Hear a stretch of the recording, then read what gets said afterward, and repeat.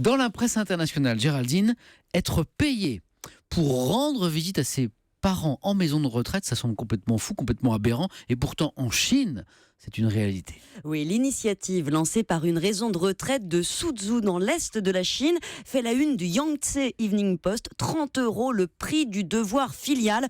Depuis qu'un programme subventionne les visites des membres de leur famille, la vie des 512 pensionnaires de l'établissement a changé. La plupart ne voyaient jamais leurs enfants. Aujourd'hui, et ce sont les chiffres que le journal publie, 130 retraités les voient tous les 2 jours, 80 chaque semaine. La preuve est faite, l'argent est un puissant incitatif. Car ces visites rapportent 30 € pour 30 déplacements sur 2 mois, 7 pour un par semaine. Et dans une province où le salaire moyen atteint 800 €, ça n'est pas négligeable. Donc, au moins, ça marchait déjà ça. Mais quand même, Géraldine, c'est terrible d'être réduit à payer les gens pour qu'ils n'abandonnent pas leurs parents. La Chine a un contexte particulier, Samuel. Une population âgée qui explose, une économie en mutation avec des pans entiers de la jeunesse contraints d'aller travailler en ville, 50 heures par semaine, et une politique de l'enfant unique, je vous le rappelle. Le schéma maintenant, c'est 4 grands-parents, 2 parents, un seul petit enfant pour visiter tout le monde. Ça n'est pas tenable et c'est un problème national. La province de Jiangsu, où se trouve cette maison de retraite,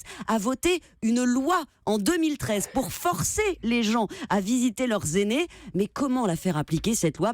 Et c'est là que l'initiative prend tout son sens. Et il y en a d'autres. La province développe les maisons de retraite virtuelles, par exemple. Ce sont des centrales téléphoniques qui appellent mamie pour lui rappeler de prendre sa pilule, lui souhaiter son anniversaire et qui envoient un visiteur plusieurs heures par semaine. Dans cette province qui est riche, c'est en partie subventionné. Ça n'est pas le cas partout, malheureusement. Or, il faut y penser. D'ici 2050, un Chinois sur 4, Samuel, aura plus de 65 ans. On espère juste que ça n'arrivera jamais chez nous, ça payer pour qu'on aille visiter nos parents en maison de retraite.